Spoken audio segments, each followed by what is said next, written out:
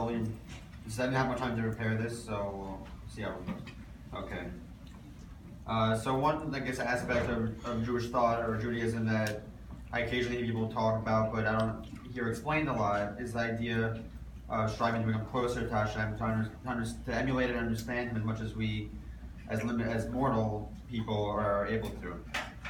So there are different discussions about what it means, and I'm going to give my own personal approach to this, and hopefully maybe promote it a bit so maybe more people will do something similar.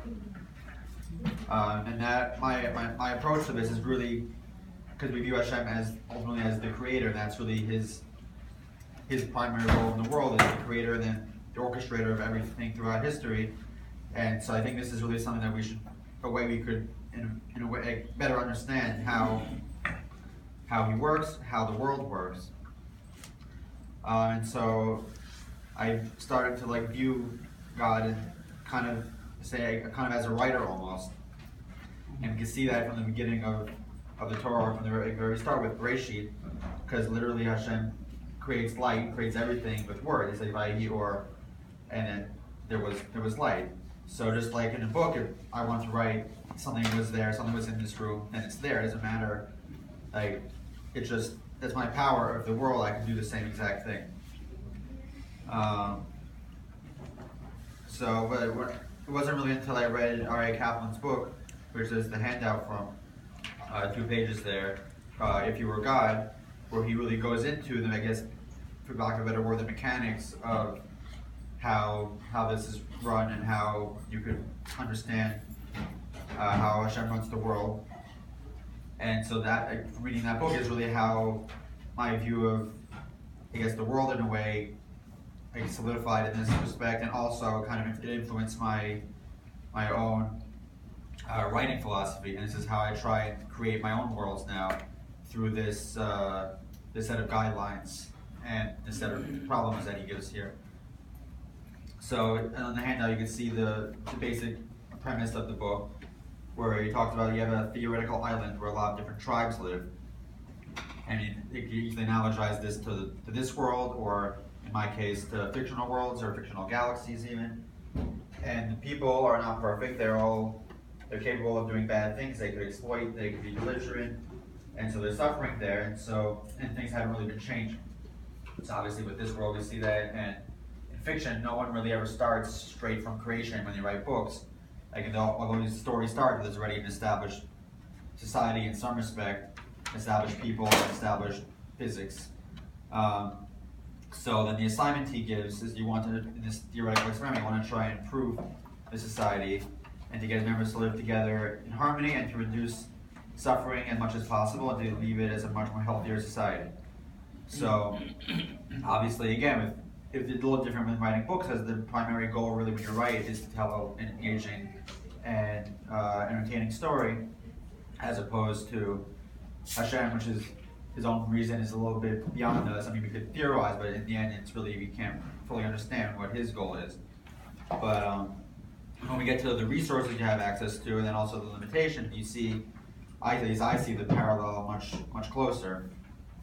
So we have access to basically anything we want, as in this position of God, where we have on this theoretical island, we have any way to control basically everything on the island, from the weather to natural disasters, to theoretically even when the sun rises and sets, and who's and what animals are there and things like that.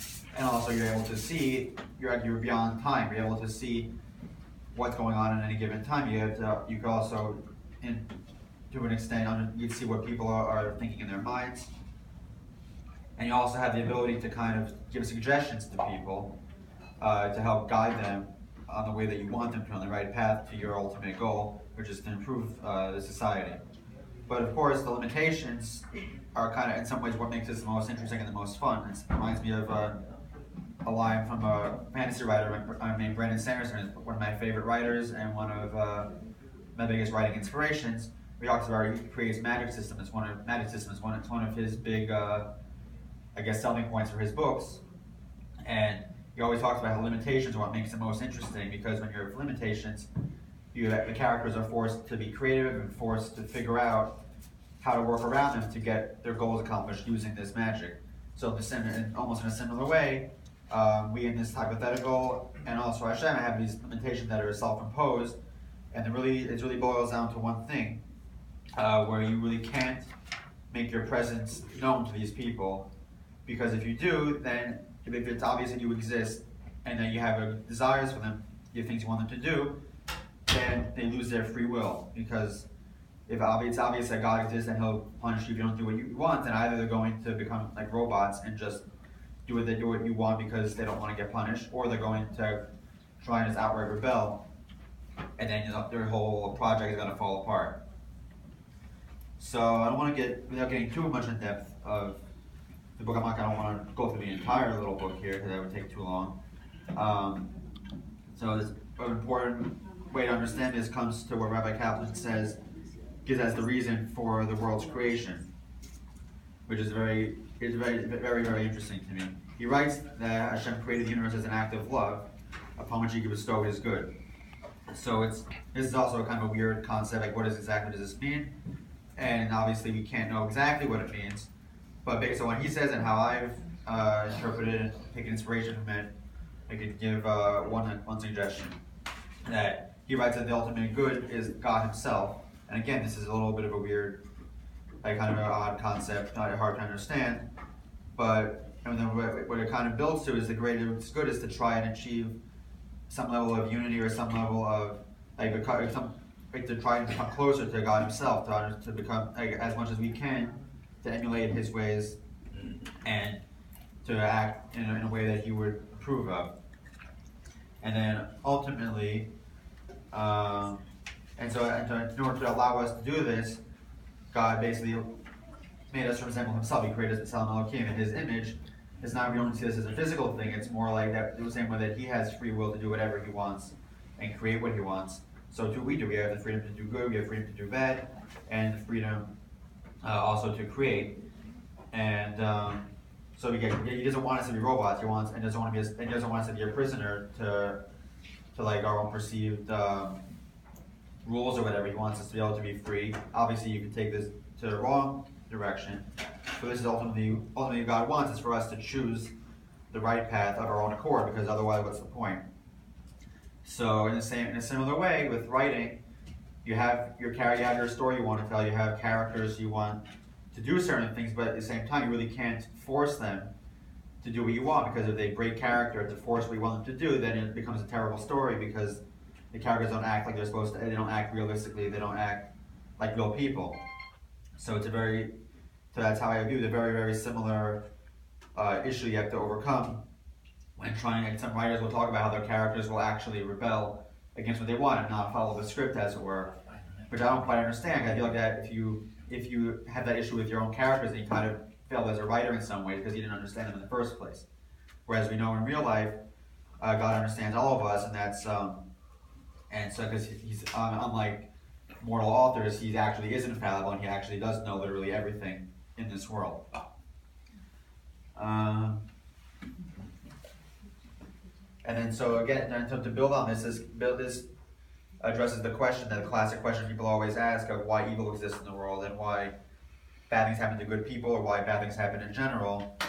And it's something that through reading this and through writing myself, I kind of had a better understanding of how this is viewed from the God's eye perspective of why bad things happen, or why these things are perceived as bad, because again, everything is ultimately for the good.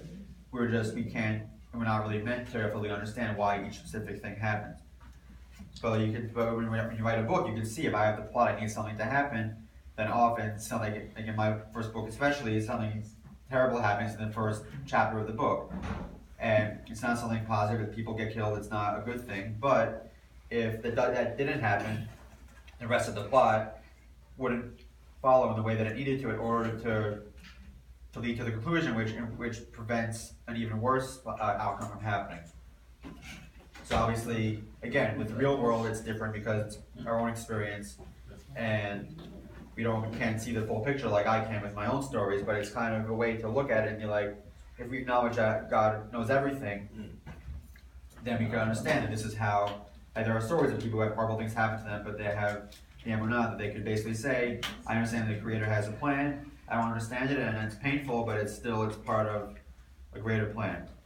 But when you actually do it yourself, it really does give a different perspective. You could have a broader view of the world itself to kind of look at events and maybe try and figure out what this is going to change in the long run, what this might help. Like an example that I just thought of is I don't know why I got interested in it by watching documentaries about airplane crashes.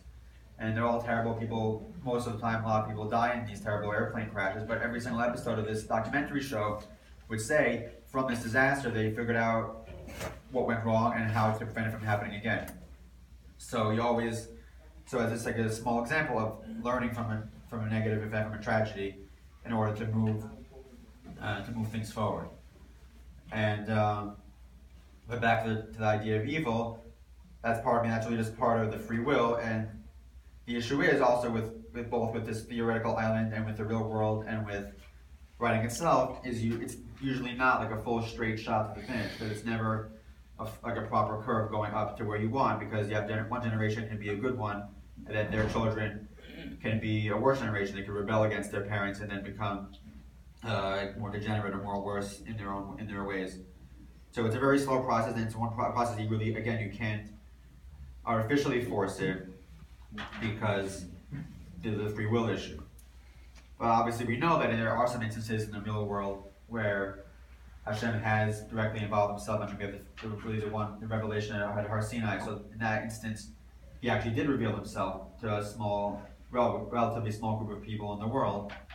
So that brings us to another idea that is not directly a writing thing, but something that I'm trying to incorporate into my own work, which is the idea of how to push this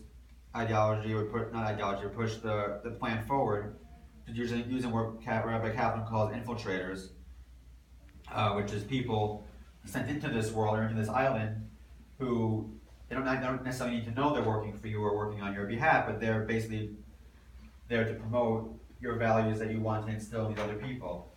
So again, they need to be subtle too. They can't just go in and proclaim, we know what's 100% right and you must do this. But you have to basically, the two ways they can disseminate their ideas are by being a good example to the other people. Like if they live morally and have the values you want to instill in everybody, so if they live like this and other people see them, then it follows that they will at some point start adopting these values also. And the other way would be to have these infiltrators basically interact with these people and directly talk to them and show and explain what their own views are and what their values are, and to basically take a little bit of a more active role without forcing people to try and change how they are. But there's obviously a big drawback to these infiltrators, is that they're always going to be in great danger, because if they do stand out from the masses and they're different and they visibly look different, act different, and try and promote these values, then obviously there could be a reaction against that. And it's also, especially if they fail in their mission and they start to be a poor example, people see them as an other who also is promoting poor values, and then even more go after them. So again, with the rules of the game, there's only limited things you can do to even help your own infiltrators in this hypothetical, because again, involving yourself too directly or too openly ruins the whole experiment, ruins the whole setup you want to try. The whole goal is to make these choices on their own. So Rabbi Kaplan doesn't say this directly in the book, but we can really easily extrapolate this idea of infiltrators as being the Jewish people in this world, where, as we know, we're meant to be a light unto the nation, an example to the other people in the world, and of course, that has led to us over history being outsiders, standing out amongst the other people who we lived with, or even if we've lived on our own, people still got angry at us, and then if we're in danger, people would try to kill us, and then obviously there are times when Hashem's hand in helping us is more visible than other times, but overall it's still a very dangerous position to be in. But I think this is an idea that I don't see a lot in fiction or you don't directly see it at least, of the author wants to necessarily have a grand plan. Because obviously the goal again is to write good stories. So most authors don't have a grand plan of what they want the universe to be. But I guess what makes me a little bit different is I want to have this plan for my universe, to have an ultimate, I guess, end time scenario in mind where it becomes an ideal place. I guess would be a long process of books. It would probably be about, I don't know, like 50 books or so to get it to where I want to go. But it's the same. I feel like I want to do right from a Jewish perspective. I have to try and emulate what we know of God in the real world as much as possible in order to better understand Him and also to do justice to what I'm creating. If I'm in that position, I should have this plan in mind in order to be better for my own creations, who I create. I mean, creation really is an act of love, because you don't necessarily get anything from your creations directly to yourself. You obviously can make a living off being creative, but it's not a benefit directly from in my sense, the people who I've created. So where was I going with that? So basically, in my own universe, I do have, to a degree, it's not, I don't write message fiction. I'm not trying to push a message in my books, but I do have people and societies who are supposed to be like a more, I guess, enlightened, for lack of a better word, model to other people who have a big role that they're going to play in my ultimate plan. And I mean, unlike some authors who choose not to outline because they don't like that, I feel like to be true to this kind of idea of a creator, you really have to outline your books. You have to plan ahead, because you have to have a plan to go. You have to have a sense of what you want your characters and your worlds to achieve. And so that's really what I think makes, that's really, I guess really that's the core of what my philosophy becomes from reading these books, from just studying Torah in general, from understanding how this world works. And of course, we have to acknowledge that I'm still just a human person, so I'm not perfect like God in the real world is. So I can't actually know every single thought of everybody in the books within within limits. I don't actually literally know every single piece of the history. I can't literally do every little thing. And also, I guess for now, choosing not to directly involve myself, because again, that makes for bad stories and even for us, it's so far removed in Sinai that even for us, it's almost like a story at this point. For many people, it literally is a story. And also, as I think we've seen in real life, especially in the last few years, you really can't write anything like more fantastical, even in the genres that I write, science fiction and fantasy, where fantastical is the name of the game, really. If I tried to write today's world as a book, people would not buy it. People would say it's not realistic and it's nonsense. I've looked at this also even with history, with I've said to people before that World War II, with so many moving parts, is basically the greatest epic you could ever tell. You couldn't tell a book, again, even in film or in books, you couldn't tell a story with that complexity and that many layers and levels and so many people involved. I mean, literally, if you wanted to write a book with that, you'd have to have thousands of viewpoint characters and thousands of places. It would be millions and millions of words to write. So we have to understand, even when I'm trying to emulate God in my writing and in my creation, to acknowledge that I am still a moral person. We are all still human beings, and we can only basically, at best, mirror, or I guess like a refracted view, like the light could come through like the glass, but it's not the same as it was beforehand. We can't actually create something as equal to what has actually been created.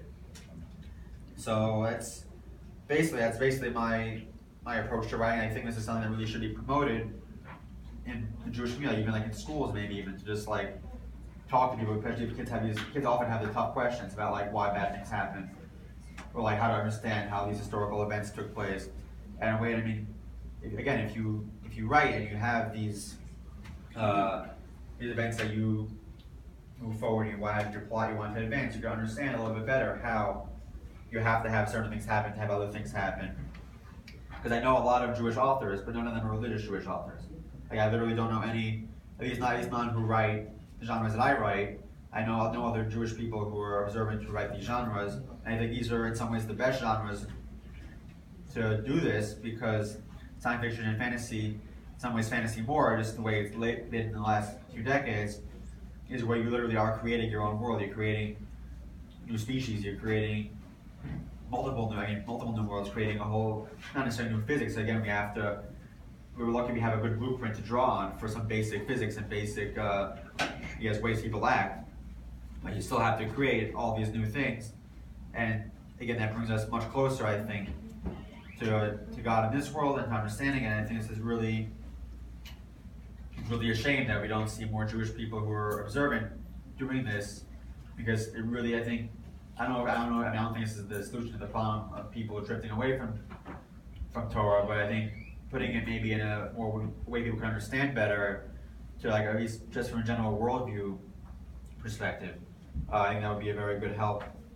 And I think also it would just be more fun, because more writers is better, and these days it's becoming easier than ever to publish good books without a publisher. So I think if there's ever a time to do it, I think it's now. I think that's about it. I guess for Leo, if any, there are a couple questions that people. I have a question. In your book, or in the general genre of all these things, these fantasy worlds and things like that, is there religion in these worlds? And if so, what is it exactly? Yeah, well, it depends on the author. I mean, like, you can go back to like Tolkien. There were religions in that. I mean, Tolkien is like the extreme example of a creator, because he literally wrote history books for Middle Earth. Like, he literally he has documents and books that basically tell thousands of years of history, and he created languages for the books too. But he also, some of the races in that world had religious. Like, he didn't write as a religious person to try and put his own stuff. Like, I know, like C.S. Lewis in Narnia, he very much wrote from a Christian perspective. Like, he wasn't. But I mean, yeah, you're asking, I guess, more about religions, created religions in these worlds. So what are those religions? Are they based like we understand religion? Yeah, no, it's not uncommon to see religions based on real world religions. Like, you'll see authors write religions based on Christianity a lot. You'll see like a lot of like pagan-based religions, because it's either easy to make for like more, I guess, fantasy, especially with less advanced society. It's easier to have like more pagan-style religions. So you have like different pantheons. People have even some books that I've read where like there are literal gods that come down and invite in some form. Obviously, it's never like in the old Greek plays with Deus Ex Machina, which is what we try to avoid in writing, where literally in the Greek plays, some of these plays, the god would come down at the end and solve all the problems, because that was how they wanted things to happen. But so you can't do that in books, and in real life also you can't interfere directly, because it's bad storytelling and it ruins the free will. But there are religions. I mean, like in my books, I have a couple different religions. I mean, the book that I've published so far, there is a religion that's heavily based on Judaism, because again, it's not something you see very often, and I want to have my infiltrators, as it were, to kind of help promote what I want, values I want in my creations. But even other books, I have other books where I'm working on different types of religions. But religion is very interesting in science fiction and fantasy, because a lot of people who write these books they're very often atheists, and they don't like religion. So very often religion exists, but it's often portrayed in a negative light. I would assume that would be the more likely thing. Yeah, I think it's definitely more common. I don't know what the percentages are. I know there are authors who do have it in a more benign light, or in a more like, you'll have ones that are good, ones that are bad. Like Brandon Sanderson, who I mentioned before, one of his books, one of his series, there's a character who literally is trying to find the right religion. He has like all this history of dozens of religions, most of them which are extinct, and he's trying to basically go through each one and try and disprove which one he can disprove to figure out which one is the true one. So of course, this Brandon Sanderson, he's a Mormon, he's a religious person himself, so his approach is different than other people. So that's probably the author projecting into the story. Yeah, in a way, you're always projecting to a fair degree. If you're not trying to put a message in it, obviously your values do come through in your books all the time. And if you view religion as a positive thing, then you're more likely to have positive religious groups or people in those stories. But obviously, there are writers who are not religious people who do have religions that aren't bad things. But I do think it's probably something that you don't see as much, especially not these days. Like, I'm sure a lot of the older fantasies and science fiction, probably more fantasy. Again, go back to Tolkien and C.S. Lewis. They definitely have religious influences, and at least for sure, Lewis didn't view it at all in a negative light. Like, there's like people have done whole analyses of the Narnia books through a Christian approach, like with Aslan representing Jesus for them. Like that's a very well-known thing. And on some sci-fi too, some of the older sci-fis where sci-fi was not as, I guess, preoccupied with being like scientifically accurate, where it was more just about adventures in space. So a lot of the authors who wrote back then, like they call the pulps now, would also draw more on traditional values and on religious values. And I mean, it is something we haven't seen as much, but I think it might be time for that to come back at some point. And also, again, because there are more avenues to get published now, so I know a bunch of writers who I interact with online, especially who are religious people, and try and promote, without being heavy-handed, try and promote their Christian values in their books, and like try and recreate, I guess, because a lot of books these days, especially with like modern entertainment, a lot of it's become very cynical, very like trying to be very gray. They don't like people like don't like having a lot of them don't like having good and evil anymore. They like having everything as a spectrum of like somewhat good, but not it's still bad people. You have heroes who are bad people. You have villains who are misunderstood, who are just trying to do something not terrible. So, but these people that I'm involved with, like, they are in a way trying to push back against this because, as we see with society, also a lot of things people don't want there to be objective truth anymore. They want there to be just that itself is its own message. Right. Yeah. It is its own message. Yeah. Well, it is a message. It's always a message, even if it's not going to be openly said. There is a message always, because you can't not have your own values in the story, whether it's good values or bad values. So, yeah. I wasn't sure if you were writing about a Jewish or a fantasy religion, and also I think in the past many Jewish writers either wrote fantasies like Superman and superheroes. There were all these comic strips were from Jewish writers, but also they wrote about non-Jewish families disguising the Jewish ethics in these non-Jewish families because it was too dangerous to write about a Jewish family. Yeah, I mean, I don't directly. Or it wouldn't sell, or whatever the reason. Yeah. But what is the religion in your book? I mean, the one that gets the most attention in my first book is very much inspired by Judaism. It's not the same exact thing because it's not. There's no humans in the book, and it's different worlds, different stuff going on. But it is very much inspired by that because I want to have people who have those values in my worlds. And also, again, it's not something you see very often because the vast majority of writers, especially who are religious, like I know a lot of Mormon writers who are religious people who write books with religious messages in it or religious values in it. But again, I don't know any Jewish writers who do that. And I guess I understand. I know a lot of the Jewish writers back in the older, when they writing the old superheroes or the old science fiction, because like it was like a very idealized, positive view of the future because things were very tough, especially like in the 40s. That people wrote Superman and the X-Men, people like that to basically have, I guess, a metaphor, as it were, for Jewish people, and like I guess an empowerment fantasy in some ways also, when they couldn't do it, then when they couldn't be that themselves. But that's obviously fallen off a lot in the last decades again, because a lot of Jewish writers often they look to the future, like with science fiction. Also, they would write science fiction set in the future where like it's a utopia or it's a better society because they wanted that. But that also kind of leads to a lot of what's happened today with them trying to push, like, I don't want to get political, but social justice stuff, trying to promote all that, and that, because why a lot of Jews were attracted to communism back when it was a new thing, because it gave the idea of a possible utopian future, everybody was equal, and it was very attractive because they were oppressed. So it makes sense that they would write those kind of stuff. Just doesn't make sense that we continue to. Yeah, that's the problem. There's a limit where you should go with that. There's still hope. Yeah. Shkar. That's it. Shkar. Thank Thank you. you very much. Shukran. According to your next book, Set Sfarim, Arbe Enkets. I'm working on 3 more. Amen.